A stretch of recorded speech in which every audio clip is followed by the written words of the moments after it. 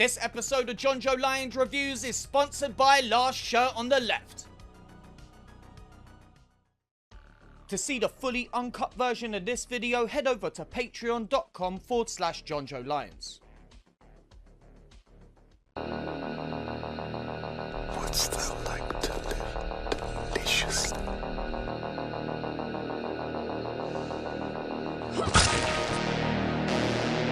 Chaos reigns. Please don't scream. Nah, Sid, don't you blame the movies. Movies don't create psychos. Movies make psychos more creative.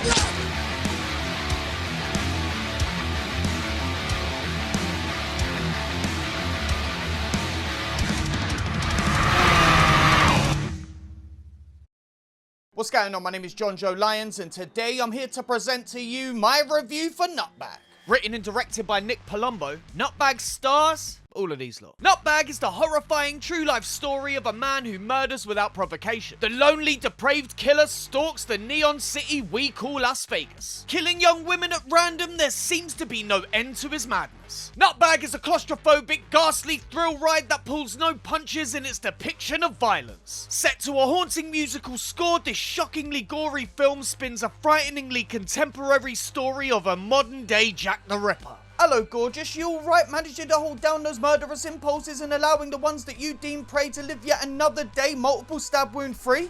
Good for you. A little while ago, I covered a slasher movie that really felt like a lost film from Tommy Wiseau. It was a movie that seemed to lack self-awareness to such a degree that it was truly impressive and instantly became one of my favourite movies. Its name was Murder Set Pieces, and you can find my full review on the channel. Before his magnum opus, however, Nick Palumbo did direct another film, one that I've intended to review for ages but kind of forgot about. That is until Zach Amico mentioned it on his show, Zach Amico's Midnight Spook Show, and if you aren't already subscribed, I don't know what you're doing with your life. Sitting with hilarious comedians while they watch horror movies. What more could you ask for? Go and subscribe now and get the channel over 10k. Anyway, it's called Nutbag and it's just as bad as that title suggests. In Nutbag, we follow around a serial killer and that's literally it. Don't expect a plot, whatever you do. What makes this film worthwhile to me is the lead performance, which comes off somehow even more unhinged than the guy from Murder Set Pieces. This man has a very distinctive walk and you're gonna love it. But before we get into all of that, I just want to remind you, you can see this video completely uncut and early at patreon.com/John Joe Lyons for as little as $2 a month. And as well as getting access to all the Patreon exclusive stuff like the uncut reviews and the Discord, you'll also have the satisfaction of knowing you're contributing to my very first short film, Better Anything. The script is done, I've sent it out to actors, and I've already been talking to production companies, so things are heating up pretty quick. Anyway, Better Anything is going to have its own separate video where I go into a bit more detail, so keep an eye out for that. Next on the agenda, as you've already seen, this video was sponsored by the extremely awesome Last Shirt on the Left, and I'm here today to tell you that we've officially joined forces for a bit of merch. Check out lastshirtontheleft.co.uk where you can pre-order your very own zombie John Joe t-shirt. I don't know what they're actually calling it, but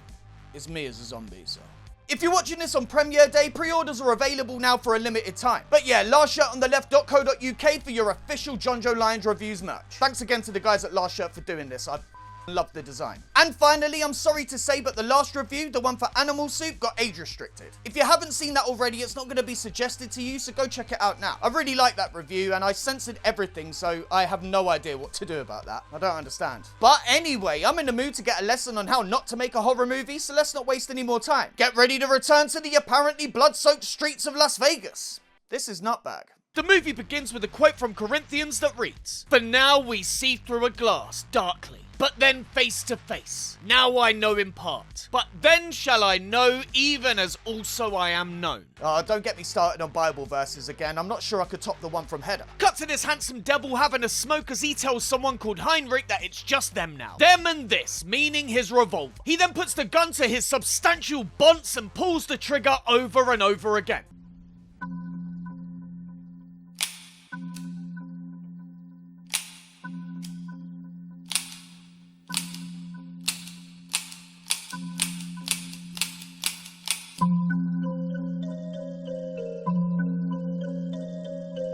His name is Mac Hall, he's awful, and I love him. Cut to shots of random Vegas residents as the killer speaks in voiceover about death being lonely and how death has been following him his entire life. Death is never going to die. He's even going to outlive me. I love the image of that old fella standing next to the killer, blissfully unaware he's going to feature prominently in a terrible horror movie. Cut to this extremely hot woman who needed money real bad as she steps in front of the killer and pulls a variety of sexy poses. He then tells her to come closer, which she does when the killer says it's been a long time. She says the wait is over and he grabs her, asking if she can do something else. Don't be shy, baby. I love to suck. Cassie? Makes my so wet. Holy that is Cassie! Anyway, the bell rings as it strikes nosh o'clock, but the killer has other poorly edited ideas.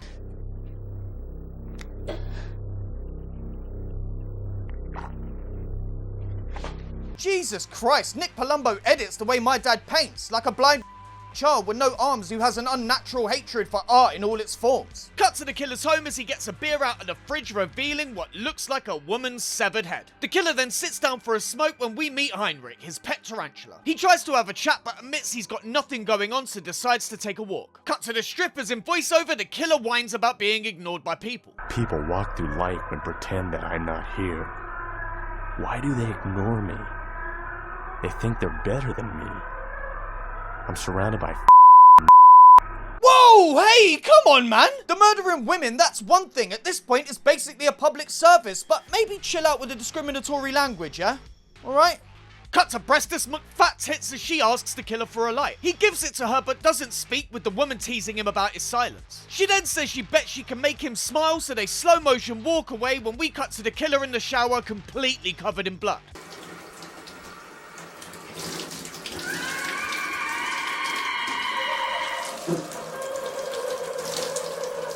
Oi, with all that blood, you're gonna stain the grouting. That's how I f***ed up my shower, but don't tell the landlord. Also, don't tell him about all the bodies in the basement. He gets really funny about shit like that. Cut to the killer having a chat with this woman, and then to him at home again, continuing to whine about whores and whatever else. goddamn whores. You're all the same. F anybody for money. He then turns to his right and asks his guest if they actually like it, revealing his work already complete.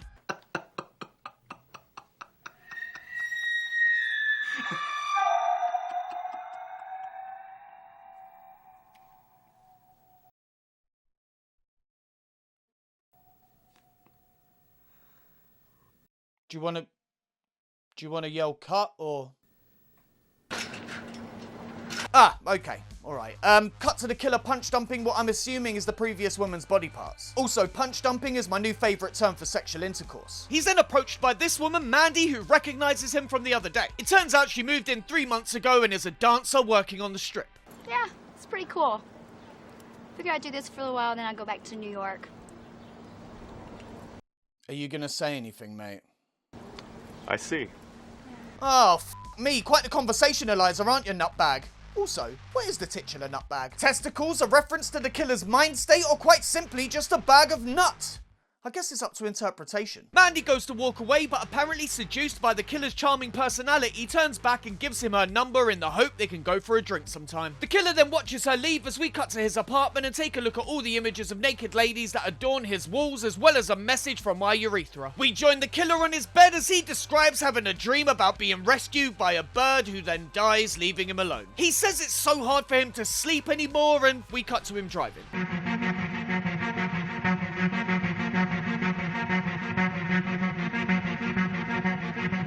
We then take another POV walk around, passing the Glitter Gulch, which is coincidentally your mum's nickname for her sniz. Here we meet this pink-haired future corpse as she overacts sucking on a lollipop.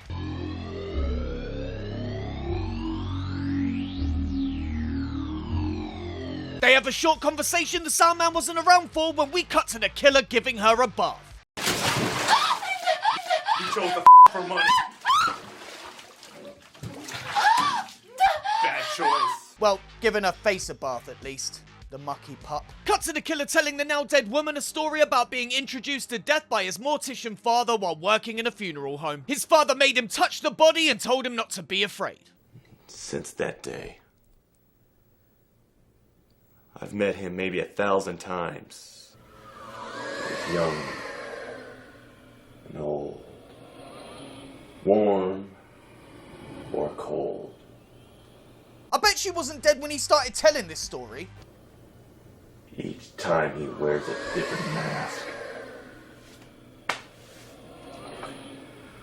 Oh, mate, move it along, will ya? Cut to the killer making himself a sandwich when his landlord knocks on the door. He demands the man pay his rent when the killer jump scares him and drags him inside.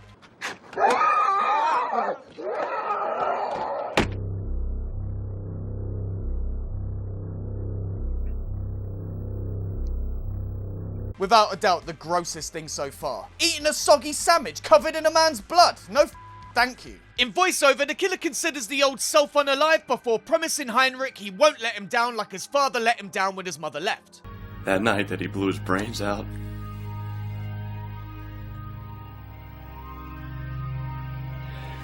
beat me so bad that I know he tried and thought that he killed me. So much blood. The killer sets his friend down and goes back to eating as we cut to him driving and then chilling in a bar. There he's recognized by another patron who he ignores. It was her. It was that ruined me. She ruined me. You know what I mean. You know what I'm talking about.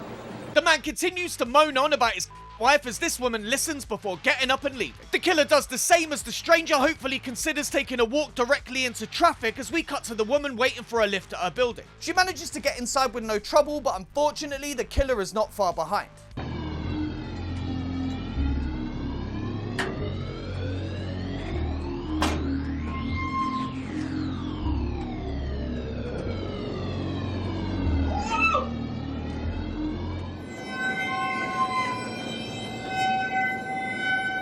Cut to the killer staring at himself in the mirror for 1,000,000 years and into this message painted on the wall and this lady tied to a bed wearing a mask of your mum's face. Around the room we see various horror figures when the killer enters and pulls out a knife. Did you miss me?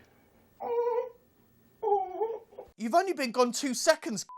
No, I didn't miss you. He then gets on top of the woman and puts the knife to her snout, saying he knows who she is and making it clear she couldn't fool him.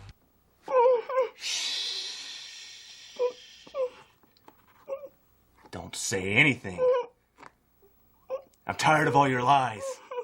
Oh my god, him pressing against her snout and telling her to be quiet is the funniest thing I have ever seen. Bravo. Anyway, then he gives her nipples a knife rub, asking why she doesn't leave him alone and why she hates him. Why do you hate me? He then pops his knife here. Just above the vagine.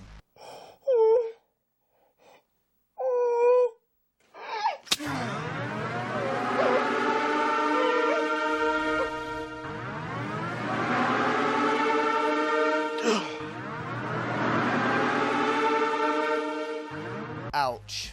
Anyway, get ready for my favorite edit of the movie.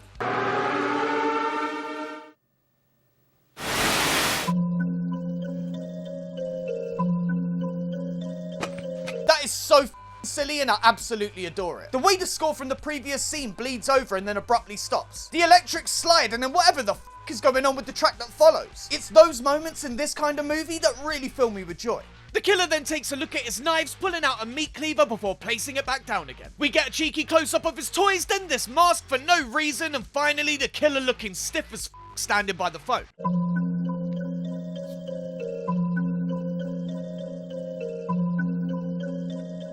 He's able to pluck up the courage to call Mandy and leaves her a message saying he's up for that drink. Yeah, it's me. Calling about that drink.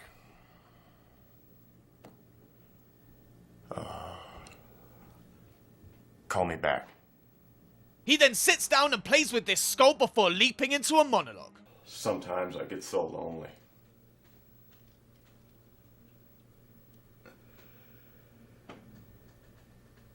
You're the only one that cares.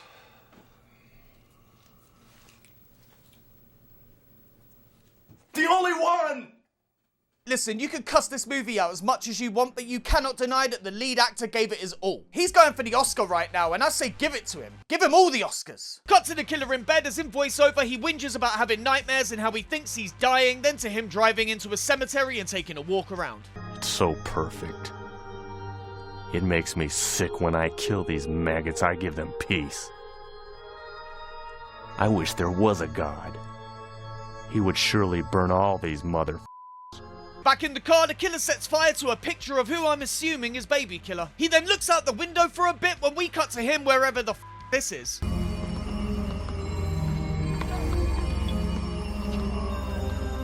This guy is so fucking funny. He can't even walk around normally.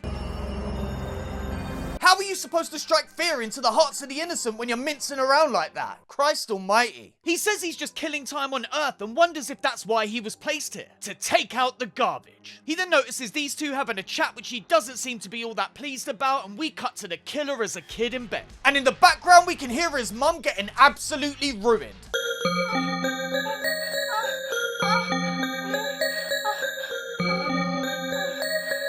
He then pops his head in the room and watches his mum get ploughed for a super long time.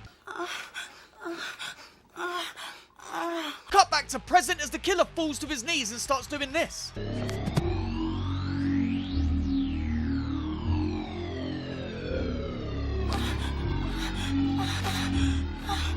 And it just carries on like that.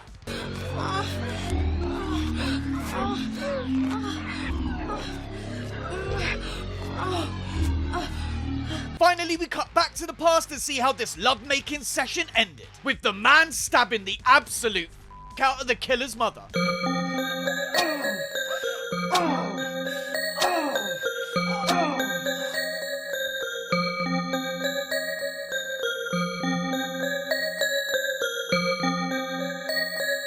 It's like they're on set and the director says, "Hey, Timmy, have you seen Home Alone?" "Yeah, just do that." The killer then walks past the couple and we cut to the woman having a whinge. It seems they've both been captured and the woman continues to whimper until the killer finally steps in and gives her something to cry about. Was it worth it? Was it worth it?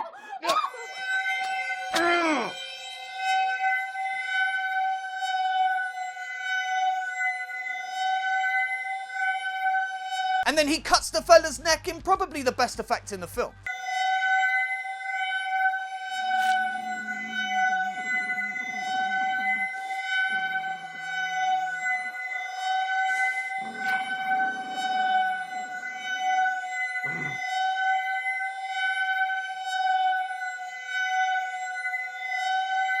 I mean, it's still awful, but it's the best one. Cut to more shots of the killer's apartment and then to him holding a knife to himself, unable to cut. He dumps the blade in the sink and looks at himself, but we cut back to the quote on his wall that I'm only now realising is from one of the Jack the Ripper letters sent to the press. We then get this wonderful cut and some even better dialogue.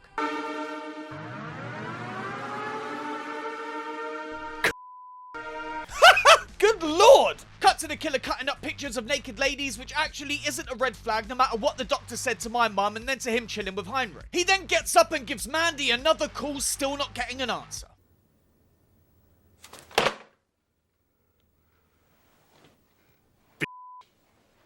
Maybe it's your personality, mate. Whenever I have an issue with another person, that's usually the reason. We see more women's faces when the killer decides to tell Heinrich another story. He takes his sweet time with the delivery here, so let me just break it down for you. He met a girl, they became a couple, took her on a date to a funeral home. She got scared and left. She wouldn't chat to him. So he followed her and found her with another bloke, and I cut her face off. Couldn't help it, I kept cutting and cutting and cutting and cutting. Again, mate, maybe it's your personality! Cut to the killer doing whatever the this is, then whatever the this is.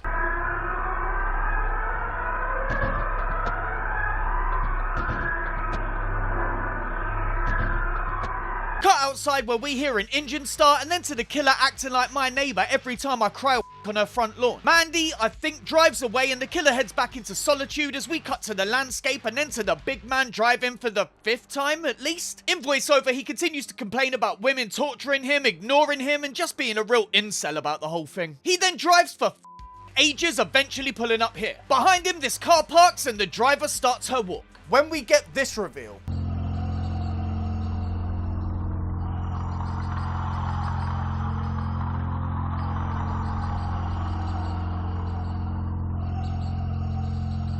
what the f is going on here, mate? That mask and shirt combo's wild. I kinda love it. This admittedly scorching hot woman takes a look back, seeing nothing, and continues on her way while the killer carries on with his very distinctive walk. The temperature suddenly drops as the woman makes her way into the woods when she's finally jumped.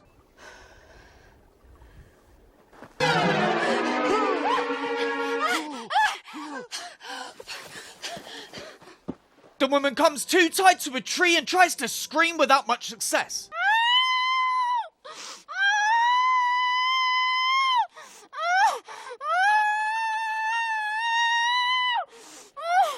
I swear, nearly, if not all the scenes in this film go on for way longer than they should. I wonder how long the runtime would be if it was actually cut properly. There's an easy 10 minutes trimmed out of this film at least. It's then revealed the killer has been standing there silently the whole time. He steps towards the woman and pulls out his knife before telling her she's just like all the others, exposing her sumptuous salami sloppers and stabbing her in the puss.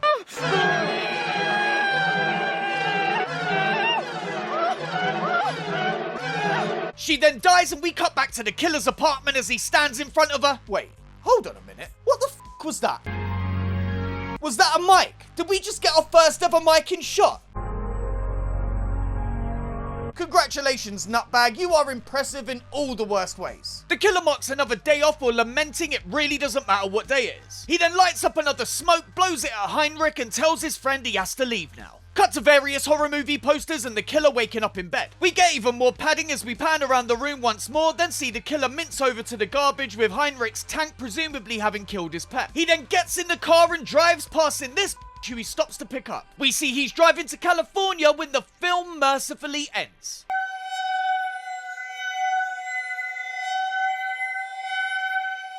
The end! Well, best thing about Nutbag is it makes murder set pieces look like the Godfather. Nutbag is a film that solidifies my opinion that director Nick Palumbo might just be an eccentric, misunderstood genius. While this is nowhere near as fun as his next film, Murder Set Pieces, it still features the trademark weird main character and enough questionable decisions to make it thoroughly entertaining. The story is simple enough with us witnessing a serial killer's final few days in Las Vegas. And that is literally it when it comes to the plot. Sure, we get to learn why the killer is the way that he is with that wonderfully charming origin story, and we do get an insight into his mind state via multiple voiceover monologues, but they end up just being the same thing repeated over and over again. Why don't women like me? Racial slur, homophobic slur, women are rinse and repeat for the duration. I'm sure Palumbo was trying to be more poetic and insightful with some of these, but in the end it all boils down to the above. The only time the film threatens to have something going on is with the addition of Mandy. When she meets the killer in the parking lot, she seems to see something she likes, handing over her number. Now, here I thought she'd come back for an awkward dinner with him before being killed, or maybe she could be the thing that makes him want to change. Just making her character important somehow to the killer's non-existent character arc, but no. You could argue that her not answering the phone or showing up in the film again further fuels the killer's isolation and hatred of women, sending him further into the madness, but he doesn't really have an arc like that. The killer starts at 11 and stays there for the entire film. Why does he even have to leave at the end? If he was slowly losing control and had to escape the ever closer authorities, I could understand, but it seems like business as usual until he gets sick of it and moves on. You could also argue that the killer's lack of an arc is indicative of real life, featuring no big climax or satisfying narrative. He's just a killer out there killing, which is fair enough, I suppose. Moving on. In terms of the cast, how come Nick Palumbo has access to so many strippers? Are they just that abundant in Las Vegas? Like he drives down the strip and casts a net out. Anyway, the majority of the cast are all beautiful women, and then there's the killer. What the f is going on with this bloke? His line delivery is amazing, but that walk, good lord. I guess he's going for the lion on the prowl sort of vibe, but it is just ridiculous to me. There's also that shot of him ripping the grass out of the ground. I think both Nick and the actor are equally to blame for this character's creation, and I thank them for it. Onto the gore, and yeah, it's not the best. Sure, we see a lot of stabbing plus that one neck slice effect, but the majority of it is just blood on clothing. There's a glaring lack of stab wound effects, especially on the killer's mum in the flashback, and I found that pretty distracting. That being said, when I showed the tree scene to Jake, he winced, so maybe I'm just too desensitized. Production-wise, could someone wake up the editor, please? Almost every scene in this movie goes on too long, sometimes by a little and sometimes by as long as a minute. You could go make a cup of tea at the end of a scene, come back and miss nothing. There's also some extremely weird sound design choices like the electric slide. The score is distinctive but awful, and that mic popping on screen near the end in another shot that could have been trimmed out was amazing. Aside from all of that, it could have been worse. All in all, Nutbag is entertaining, but for all the wrong reasons. It's interesting to see the filmmaker start and the seeds that will soon grow into one of my favourite horror movies of of all time, and it also serves as a nice cautionary tale for first-time filmmakers. I had a great time and would of course recommend, just don't expect a story or